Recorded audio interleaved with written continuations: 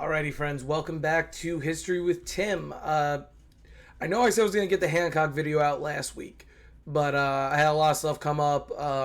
Summer's ending, so I'm starting to clean up my yard and stuff. I cleaned out my shed and a few other things, but I want to make sure I get this video out. And I'm going to start doing these videos a little different. I like that I've kind of had a slow progression of these videos. Like originally, I would just show images of the people who read them.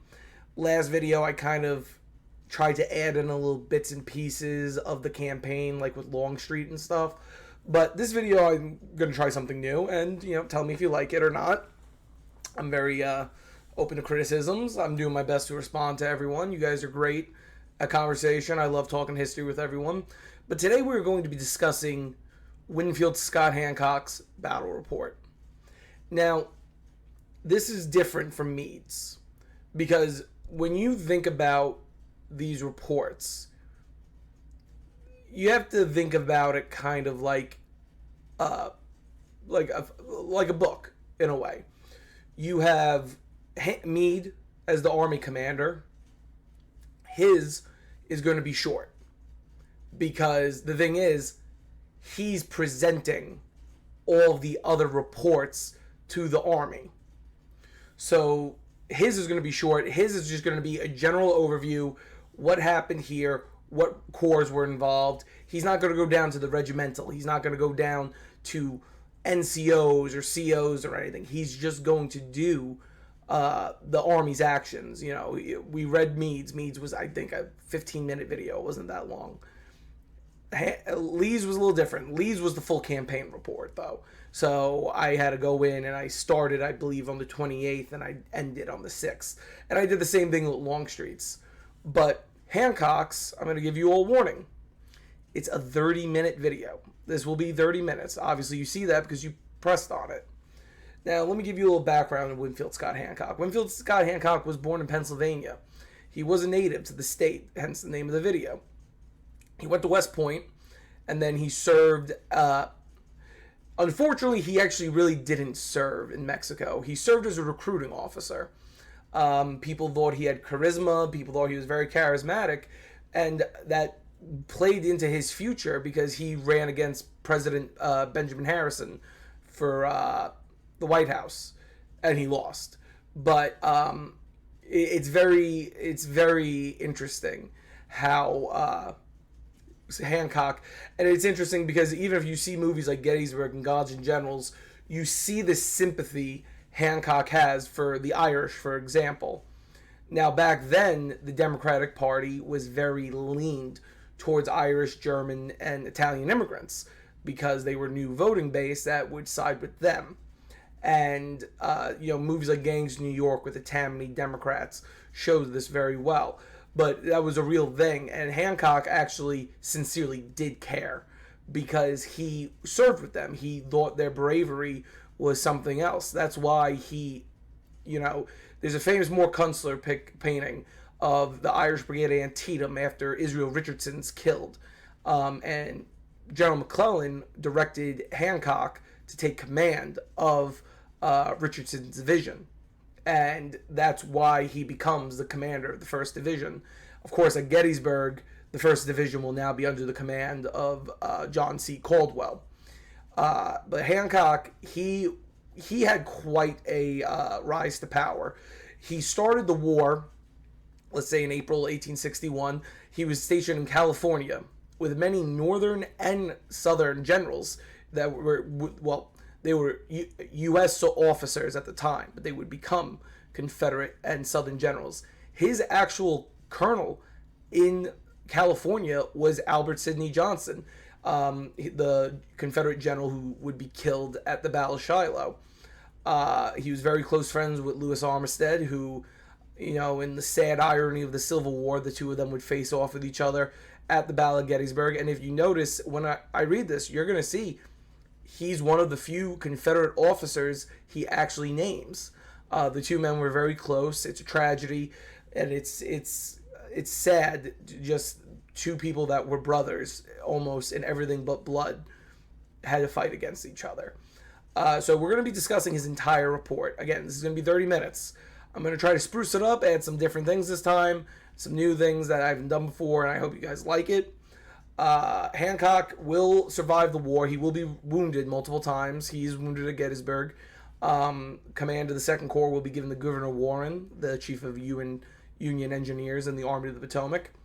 And then Hancock will actually be the man who executes the Lincoln conspirators. And I do have a video about that, and I will get back to our manhunt review, because, again, I really enjoyed it. But the direction for the execution of the conspirators was when Hancock clapped twice. So the conspirators were brought up on the scaffold. Hancock was waiting at the bottom of the scaffold, because the scaffold, obviously, the bottom would give out. And he sat at the bottom and that's what signaled them to pull the rope. So Hancock has quite a record. He also was the Grand Marshal at the funeral of Ulysses S. Grant in New York City. So Hancock is one of those characters from history. We kind of just... He's, if you look at Gettysburg as a good versus evil, he is the titular good guy. You know, everyone looks at Hancock, and you'll see in this report, Hancock was involved on almost every front in the 3 days of battle. I'm not even, my other brother, not the brother I often refer to, my eldest brother actually is a huge Hancock fan, but even I love Hancock because he's my, I'm not going to lie, he's my computer background, him at Cemetery Hill. But with that, let's get into it. Headquarters, 2nd Corps, July 5th, 1863.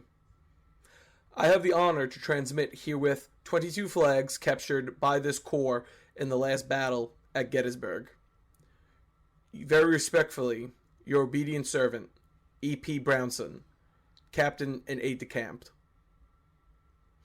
General, I have the honor to submit the following report of the operations of my command from June 28th until July 5th, inclusive. On the morning of June 28th, the 2nd Corps marched from near Sugarloaf Mountain, Maryland, with orders from Major General Hooker to encamp at Frederick. When near Montgomery Junction, the Corps was ordered into camp near the place by Major General Meade, who had that day assumed command of the army. On the morning of the 29th, orders were received for the Corps to march at 4 a.m. and move to Frizzelburg. An accident delaying the delivery of the order. The command was not in motion until 8 o'clock a.m. At 10 o'clock p.m., the command was halted for the night 1 mile beyond Uniontown, having accomplished with its entire train a march of over 30 miles. Frizzelburg was not reached owing to its being considerably far from Montgomery Junction than indicated by the maps. At Uniontown, I ascertained that Stuart was at Westminster with a heavy force of cavalry and a number of guns, which information I communicated to the Major General commanding. The Corps remained in camp at Uniontown on the 30th. On the morning of July 1st, the command marched to Taneytown, going to bivouac about 11 a.m. I then proceeded in person to General Meade's headquarters, and on reporting to him, was informed as to his intention with reference to giving battle to the enemy, the orders for preparatory movements being then ready for issue. A few minutes before 1 p.m., I received orders to proceed in person to the front and assume command of the 1st, 3rd, and 11th Corps, in consequence of the death of Major General Reynolds.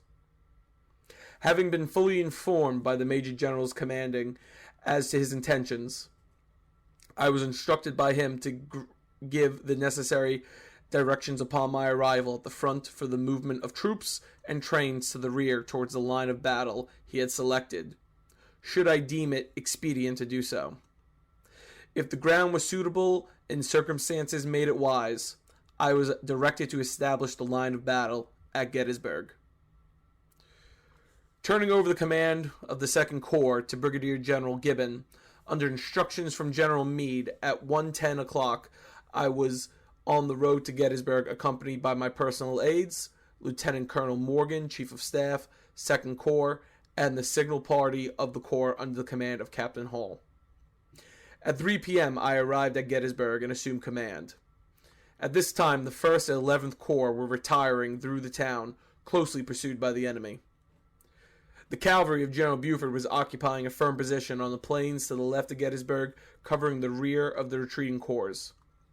The 3rd Corps had not yet arrived from Emmitsburg. Orders were at once given to establish a line of battle on Cemetery Hill, with skirmishers occupying that part of the town immediately in our front.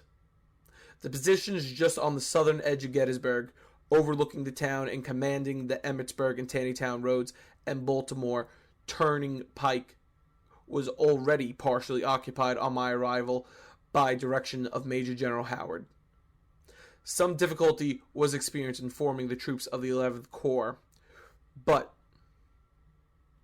my vigorous efforts, a sufficiently formidable line was established to deter the enemy from any serious assault on the position. They pushed forward a line of battle for a short distance east of the Baltimore Turnpike, but it was easily checked by the fire of our artillery. In forming the lines, I received material assistance from Major General Howard, Brigadier Generals Warren and Buford, and officers of General Howard's command. As soon as the line of battle mentioned above was shown by the enemy, Wadsworth's division, 1st Corps, and a battery thought to be the 5th Maine, were placed on immense just across the turnpike and commanding completely this approach. This important position was held by the division during the remainder of the operations near Gettysburg. The rest of the 1st Corps, under Major General Doubleday, was on the right and left of Taneytown Road and connected with the left of the 11th Corps, which occupied part of Cemetery Hill, immediately to the right and left of the Baltimore Turnpike. A division of the 12th Corps, under Brigadier General Williams, arrived as these arrangements were being completed and was established by orders of Major General Slocum. Some distance to the right and rear of Wadsworth's divisions, Brigadier General Geary's division of the 12th Corps arriving on the ground subsequently and not being able to communicate with Major General Slocum. I ordered the division to the high ground to the right and rear of the Round Top Mountains, commanding the Gettysburg and Emmitsburg roads, as well as the Gettysburg and Taneytown roads to our rear. The trains of all troops under my command were ordered to the rear that they might not interfere with any movement of troops that might be directed by the Major General commanding. My aide, Major Mitchell, was then sent to General Meade to inform him of the state of affairs and to say I would hold the position until night. Shortly after, I addressed a communication to the Major General commanding, sending it by Captain Parker of my staff, giving in detail information in my possession and informing him that positions at Gettysburg was a very strong one, having for its disadvantage that it might be easily turned and leaving to him the responsibility whether the battle should be fought at Gettysburg or a place first selected by him. Between 5 and 6 o'clock, my disposition having been completed, Major General Slocum arrived on the field, and considering that my function had ceased, I transferred the command to him. The head of the 3rd Corps appeared in sight shortly after on the Emmitsburg Road. About dark, I started for the headquarters of the Army, still at the Taneytown, 13 miles distance, and reported in person to General Meade. I then ascertained that he had already given orders for the corps in the rear to advance at once to Gettysburg and was about proceeding there in person. The 2nd Army Corps had marched from Taneytown towards Gettysburg at 1:30 p.m. and bivouacked for the night about 3 miles in the rear of the town. The march was resumed at daylight, and I rejoined the corps before its arrival on the field, which took place about 7 a.m. on the 2nd. The troops were soon placed in position, the right resting near the Emmitsburg Road to the west of Cemetery Hill, connecting there on the right with the 11th Corps on the left with the 3rd Corps. The line of battle extending along the crest from the left of Cemetery Hill to the Round Top Mountain, the ground being less elevated as near Round Top. The 3rd Division, Brigadier General Hayes commanding, was placed on the right.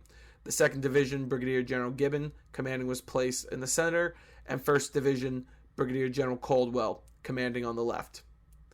The batteries of the Corps were disposed from right to left as follows: Woodruff's, Arnold's, Cushing's, Brown's, Reuter's.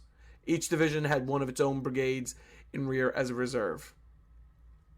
Sharp skirmishing occurred at intervals during the morning, particularly in front of Hayes' division, where quite a number of prisoners were taken from the enemy.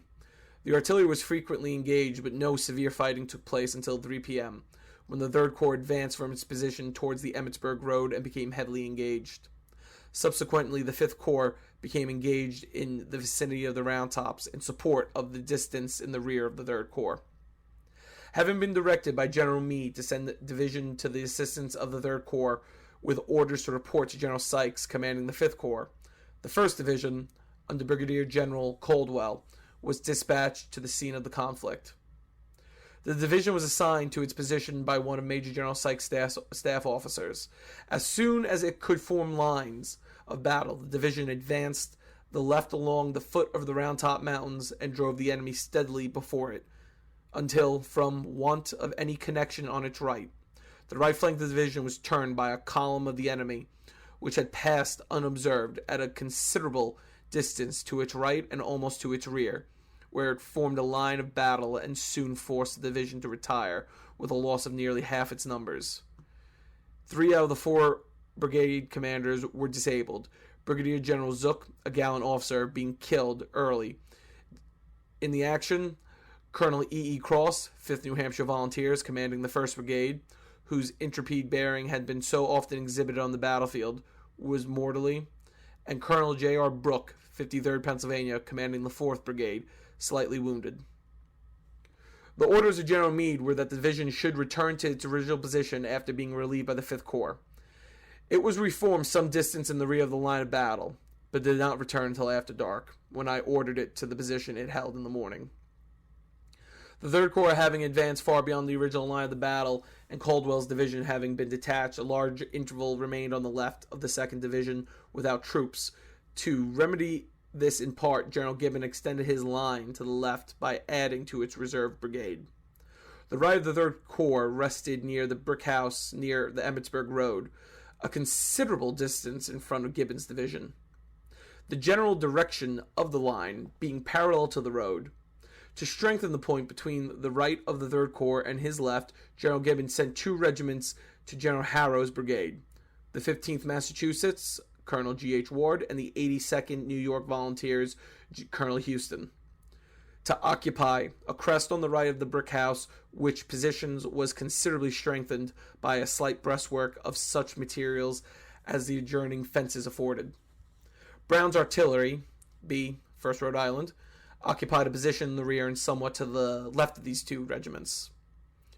Owing to the advanced position of the 3rd Corps, a very considerable gap was made between its left and the right of the 5th Corps, through which the column of the enemy, which turned the right flank of Caldwell's division, appeared to have passed.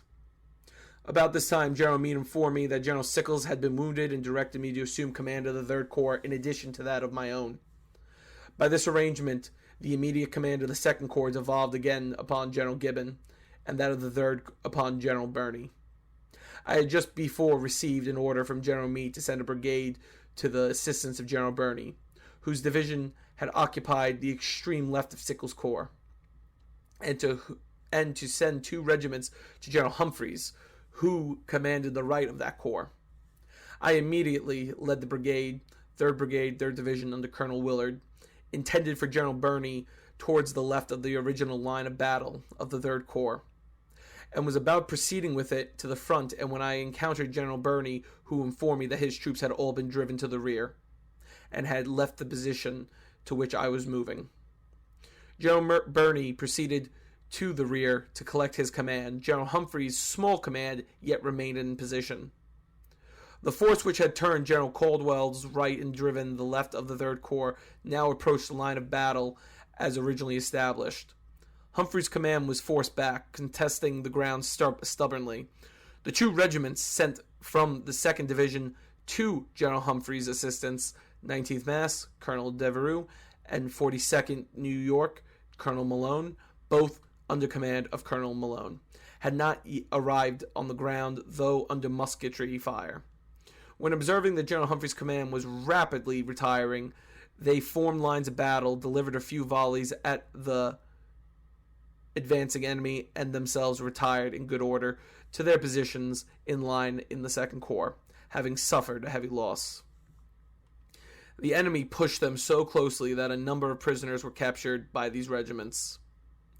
The 2 regiments and batteries referred to as above as having been advanced by General Gibbon to the vicinity of the brick house did excellent service in protecting the flank of General Humphreys' command and in preventing it from being cut off from the line of battle. The enemy's attack being on their flanks, the 2 regiments were, however, forced to retire, having met with heavy loss. Colonels Ward and Houston both killed. One last of their cannoneers fell into the hands of the enemy temporarily.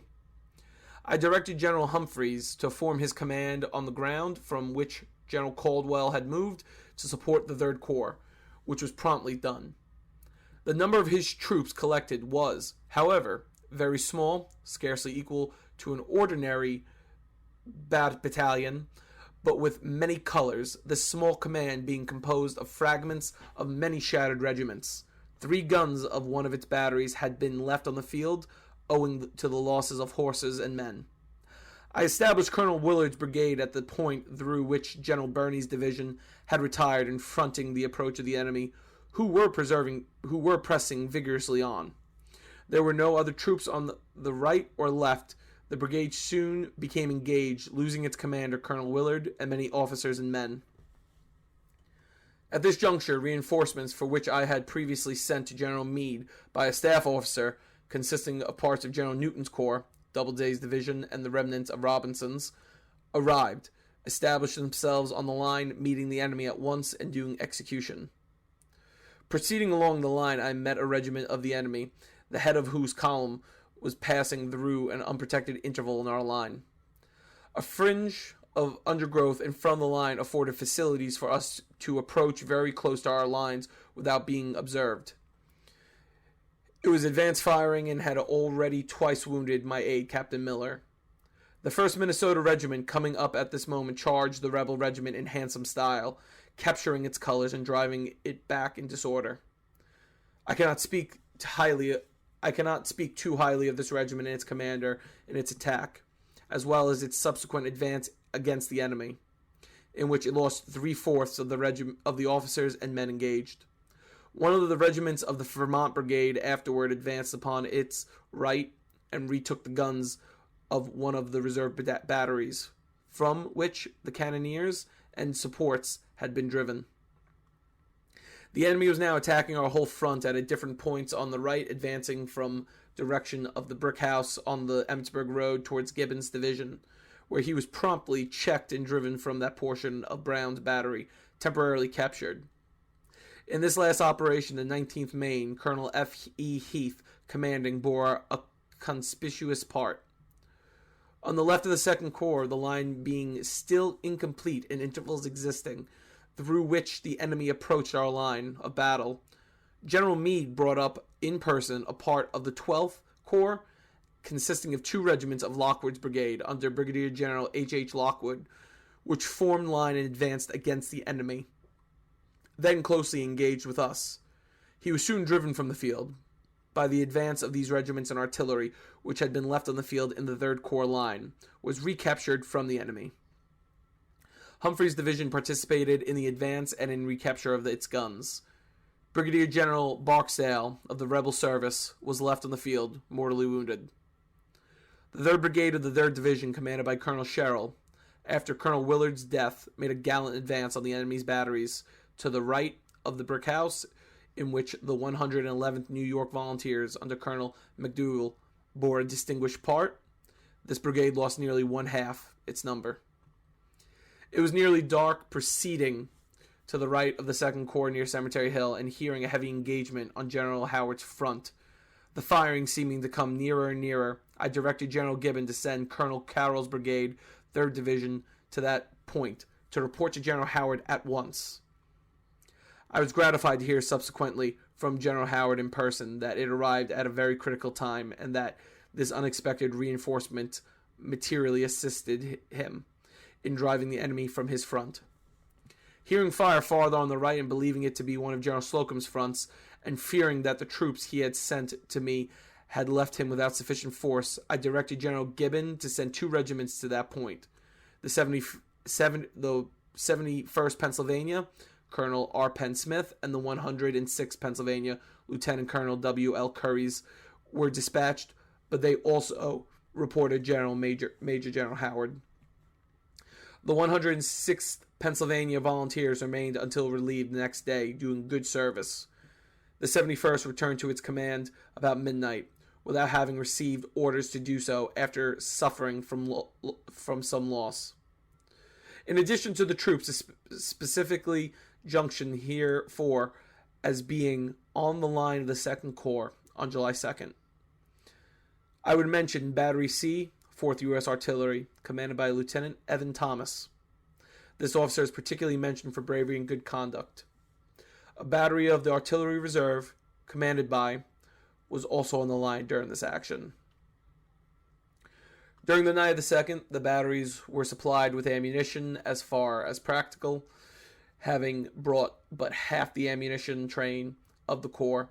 We were dependent somewhat on others. The battery ammunition was supplied by the train of the Artillery Reserve, though not the full extent required. For details, the important service rendered by the 1st Division of the 2nd Corps during the time it was detached in the afternoon of the 2nd instant, I refer you to the clear and concise report of its commander, Brigadier General Caldwell, which is herewith transmitted. Between 500 and 600 prisoners were captured by the division that occasion. The Corps had been so weakened by its losses on the 2nd that on the 3rd instant it required every available man in line of battle to cover the ground held the previous day. Colonel Carroll's brigade of General Hayes' division was retained by General Howard, and with exception of the 8th Ohio, was not engaged with the 2nd Corps during the day. The early morning passed in comparative quiet along our front, but the heavy and continued firing on the right indicated that the efforts of the enemy were being directed on the 12th Corps. Trifling affairs occurred at intervals between the enemy's skirmishers and our own, and the artillery of the Corps were frequently and successfully engaged with the enemy. From 11 a.m. until 1 p.m., there was an ominous stillness. About 1 o'clock, apparently by a given signal, the enemy opened upon our front with the heaviest artillery fire I had ever known. Their guns were positioned at an average distance of about 1,400 yards from my line and ran in semicircle from the town of Gettysburg to a point opposite the Round Top Mountain. Their number is variously estimated at from 115 to 150. The air was filled with projectiles, there being scarcely an instant but that several were seen bursting at once. No irregularity of ground afforded much protection, and the plain and rear of the line of battle was soon swept of everything movable. The infantry troops maintained their position with great steadiness, covering themselves as best they might by trifling defenses they had erected and the accident of the ground. Scarcely a stagger was seen, but all waited the cessation of the fierce cannonade, knowing well what it foreshadowed. The artillery of the Corps, imperfectly supplied with ammunition, replied to the enemy most gallantly, maintaining the unequal contestant in a manner that reflected the highest honor on this arm of the service. Brown's battery, B, 1st Rhode Island, which had suffered severely in the 2nd and expended all its canister on the day, retired before the cannonading ceased, not being effective for further service. The remaining batteries continued their fire until only canister remained to them, and then ceased. After an hour and 45 minutes, the fire of the enemy became less furious, and immediately their infantry was seen in the woods beyond the Emmitsburg road, preparing for the assault. A strong line of skirmishers soon advanced, followed by 2 deployed lines of battle. Supported at different points by small columns of infantry, their lines were formed with precision and steadiness that extorted the admiration of witnesses of the memorable scene. The left of the enemy extended slightly beyond the right of General Alexander Hayes' division, and the right being about opposite the left of General Gibbon's. Their line of battle thus covered a front of not more than 2 of the small and incomplete divisions of the corps. The whole attacking force is estimated to have exceeded 15,000 men. No attempt was made to check the advance of the enemy until the first line arrived within 700 yards of our position, when a feeble fire of artillery was opened upon it, but with no material effect, and without delaying for a moment its determined advance, receiving immediately our fire. Our men evincing a striking disposition to withhold it until it could be delivered with deadly effect. 2 regiments of Stannard's Vermont Brigade of the 1st Corps, which had been posted in a little grove in front of and at a considerable angle with the main line, first opened with an oblique fire upon the right of the enemy's column, which had the effect to make the troops of the flank double in a little towards their left. They still pressed on, however, without halting to return fire. The rifled guns of our artillery, having fired away all the canister, were now withdrawn, or left on the ground inactive to await the issue of the struggle between the opposing infantry. Arrived at between 200 and 300 yards, the troops of the enemy were met by destructive fire from the divisions of Gibbon and Hayes, which they promptly returned. The division and the fight at once became fierce and general. In front of Hayes' division, it was not a very long duration. Mowed down by canister from Woodruff's battery and by the fire from 2 regiments judiciously posted by the general. In his extreme front and right, and by the fire of different lines in the rear, the enemy broke in great disorder, leaving 15 colors and nearly 2,000 prisoners in the hands of this division. Those of the enemy's troops who did not fall back into disorder in the front of the 3rd Division were moved to the right and reinforced the line attacking Gibbon's division. The right of the attacking line having been repulsed by Hall's and Harrow's brigades of latter divisions, assisted by firing of the Vermont regiments before referred to, the doubled to its left and also reinforced the center, and thus attack was in fullest strength the opposite brigades of General Webb. This brigade was disposed in 2 lines. 2 regiments of the brigade, the 69th and 71st Pennsylvania Volunteers, were behind a low stone wall and a slight breastwork hastily constructed by them. The remainder of the brigade being behind the crest some 60 paces to the rear, and so disposed as to fire over the heads of those in front. When the enemy's line had nearly reached the stone wall, led by General Armistead, the most of that part of Webb's brigade posted there abandoned their position, but fortunately did not retreat entirely. They were, by the personal bravery of General Webb and his officers, immediately formed behind the crest before referred to, which was occupied by the remnant of the brigade. Emboldened by seeing this indication of weakness, the enemy pushed forward more pertinaciously, numbers of them crossing over the breastwork abandoned by the troops. The fight that here became very close and deadly. The enemy's battled flags were soon seen waving on the stone wall. Passing at this time, Colonel Devereux, commanding the 19th Massachusetts Volunteers, anxious to be in the right place, applied to me for permission to move his regiment to the right and the front, where the line had been broken. I granted it, and his regiment and Colonel Malone's 42nd New York Volunteers on his right proceeded there at once. But the enemy having left Colonel Hall's front as described before, this officer promptly moved his command by the right flank to still further reinforce the position of General Webb, and was immediately followed by Harrow's brigade. The movement was executed, but not without confusion, owing to many men leaving their ranks to fire at the enemy from the breastwork. The situation was now very peculiar. The men of all brigades had in some measure lost their regimental organization, but individually they were firm.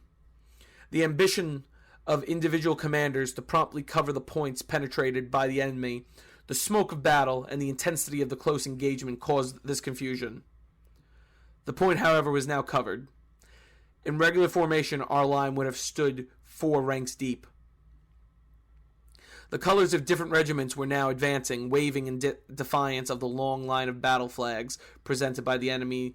The men pressed firmly after them, under the energetic commands and examples of their officers, and after a few moments of desperate fighting, the enemy's troops were repulsed, threw down their arms, and sought safety in flight, or by throwing themselves on the ground to escape our fire.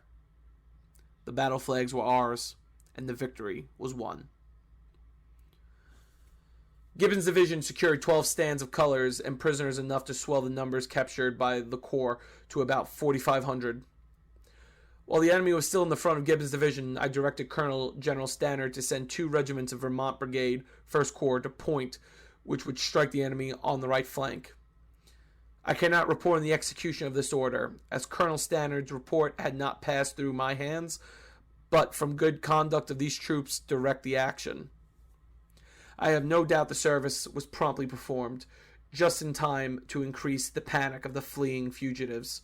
Battery K, 5th U.S. Artillery, Lieutenant Kinsey, commanding Fitzhugh's New York Battery, arrived and opened up on them. The enemy's attack was feebly renewed and immediately after the first repulse. A single line of battle, with its left running nearly along the line, followed by the right of the preceding lines, numbering about 3,000 men, advanced, but it was utterly broken by the fire of the batteries on my left before it arrived with musketry range. A large number of the enemy came in and gave themselves up as soon as their line was broken, and 2 stands of colors fell into our hands. This great victory was not gained without irreparable losses. In addition to those previously mentioned, the following regimental commanders were killed: Colonel Dennis O'Kane, 69th Pennsylvania Volunteers; Lieutenant Colonel Max A. Toman, 59th New York Volunteers; Colonel Richard P. Roberts, 140th Pennsylvania Volunteers; Colonel P.J. Revere, 20th Massachusetts; and Lieutenant Colonel Steele, 7th Michigan Volunteers. The number of casualties among the field officers was very great, many of the regiments losing them all. Towards the close of the main contest, I had the misfortune to lose the valuable service of distinguished officers. Brigadier General John Gibbon, commanding 2nd Division, was severely wounded. A short time afterward, I was myself wounded, but was enabled to remain on the field until the action was entirely over, when I transferred command to Brigadier General Caldwell. The service of the artillery during this engagement was particularly spoken in the report of the commander of the artillery. Its losses in officers and material will sufficiently attest the severity of the ordeal to which it was subjugated. 3 of the battery's commanders, Captain Rorty and Lieutenants A.H. Cushing and G.H. Woodruff, all able, experienced, and distinguished officers, were killed, and another battery commanded Lieutenant T.F. Brown, 1st Rhode Island Artillery, was severely wounded. The losses of the Corps during the actions at Gettysburg amounted to 4,323 officers and men killed, wounded, and missing. The strength of the Corps in the action was about 10,000 officers and men. A statement of the losses in detail is herewith enclosed. To speak of the conduct of the troops would seem to be unnecessary, but still it may be justly remarkable that this corps sustained its well-earned reputation on many fields, and that it boasts of its gallant first commander, the late Major General E.V. Sumner, that the Second Corps had never given to the enemy a gun or color, holds good now as it did under the command of my predecessor, Major General Couch. To attest to its good conduct and perils through which it had passed, it may be stated that its losses in the battle had been greater than any of other corps in the Army of the Potomac, or probably in the service. Notwithstanding it has usually been numerical weakest. For the service of the command of the division, Brigadier General John Gibbon, Alexander Haines, and John C. Caldwell. I need to only refer to the history of deeds of their commands. Brigadier General John Gibbons and Alexander Hayes being more particularly under my eye in the crisis of the battle, it is but just that I should state that their conduct was all that could be desired of division commanders. Captain J.G. Hazard, commanding the artillery of the corps, performed his duty in a commendable manner, behaving in a field with gallantry and directing his artillery with skill and judgment. I desire particularly to refer to his service of a gallant young officer, First Lieutenant F.A. Haskell, aide-de-camp to Brigadier General Gibbon, who at a critical period of the battle, when the contending forces were about 50 to 60 yards apart, believing that an example was necessary and ready to sacrifice his life, rode between the contending lines with the view of giving encouragement to ours and leading it forward, he being at that moment the only mounted officer in a similar position. He was slightly wounded and his horse was shot in several places. Brigadier General Webb, Colonel N.J. Hall, commanding brigade, Colonel Devereux, 19th Massachusetts, Colonel Malone, 42nd New York, Colonel R. Penn Smith, 71st Pennsylvania, and others whom I regret I am unable to name, performed in like manner most distinguished service, leading their men forward at a critical period in the contest. Captain Hall, 53rd Pennsylvania Volunteers, and Lieutenant Taylor, both of the Sentinel Corps, are entitled to mention at my hands for their energy and usefulness displayed during the entire battle. For the service of the officers who distinguished themselves, not herefore mentioned in this report, there are many of them, I respectfully refer to the reports of the division, brigade, and regimental commanders, and to the report of the commander of artillery, here with transmitted. I desire to bring particularly to the notice of Major General commanding the case of Sergeant Frederick Fugger, First Sergeant of Battery A, 4th U.S. Artillery. During this action of the 3rd, his conduct was such as to entitle him to promotion, and his character is such as to make this a proper method of rewarding his services. In this connection, I refer to the report of Brigadier General Webb. Attached here, too, is a tabular statement of casualties. With reference to the number of colors taken from the enemy, it is proper to say that each division has credited with the number actually turned in, and for which receipts are held, making the aggregate of 27. There were undoubtedly 33 colors. I have the honor to be, very respectfully, your obedient servant, Winfield Scott Hancock, Major General, commanding 2nd Corps, Army of the Potomac. All right, so that was quite the read. Like I said, it was 30 minutes to read, so it is a long read. But the thing is, like I've been saying this whole time, like when I decided to redo my Gettysburg series, I wanted to do it right. You know, a lot of you had fair criticisms. And again, this was in the infancy of this channel.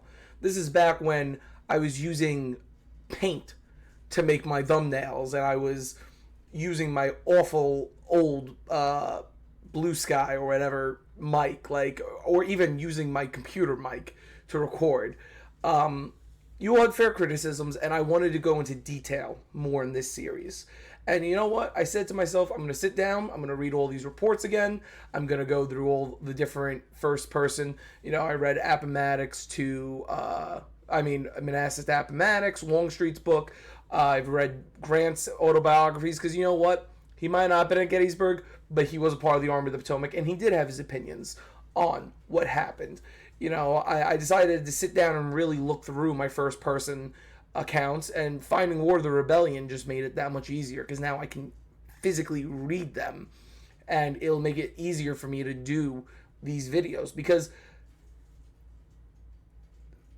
Gettysburg was a very consequential battle. Was it the turning point? People in Gettysburg like to believe that. Gettysburg is built around the battle.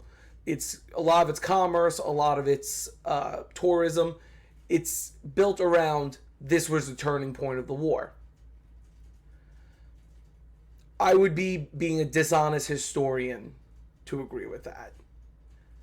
It is generally believed Vicksburg was the turning point of the war. But Gettysburg deserves to have its story told, because Gettysburg is what, we look at things like the Battle of Stalingrad. We look at the things like the U.S. troops and the British landing in Italy. We look at these big things. We look at the invasion of Russia. They were consequential. They were not the end. Like the Battle of Cowpens in South Carolina during the American Revolution, it was consequential. That wasn't the turning point, though. Saratoga was the turning point. D-Day, that was consequential. That wasn't the turning point. Stalingrad was the turning point. Gettysburg pretty much was the death nail on the Confederacy. Because at the end of the day, let's just say a scenario, Grant takes Vicksburg, but Lee defeats the Union Army in Pennsylvania. Nothing really changes. Is the war going to be a little longer? Probably. Last week I talked about Darius Couch and his army of Pennsylvania that he had stationed on the Susquehanna. Also in that report, you hear me talking about all these reinforcements around Washington, the garrison in Baltimore. Any scenario Lee would have won, his army was going to be decimated to some level. Again, they're in a foreign land, technically, so they weren't going to be able to bolster their ranks. And reading something like this, like Hancock's report, you really see how consequential it really was, because even they could tell how spent the Confederates were at the end. And again, and I'm going to look through this document and try to find the correspondence at the end of the Gettysburg campaign where Lincoln was kind of breathing down Meade's neck. But Gettysburg needs to have its tale told. And the men who fought and died there is the 3 most consequential days in American history. Because you know what? Let's do the what if. Meade's army scattered, they're destroyed. Lee marches on Washington, faces a meager but experienced garrison. The army of the Susquehanna doesn't get there in time. Who knows? But we do know that the Confederate army was never the same after Gettysburg. Lee's army, the Army of Northern Virginia, was never the same. And you know what? That's why of the corps commanders, I chose to do Hancock first. Because, again, like I said at the beginning of this, Hancock was involved all 3 days to some level. Like, maybe not so much on the first day. On the first day, he arrived to take control of the situation. But the second day, heavily engaged.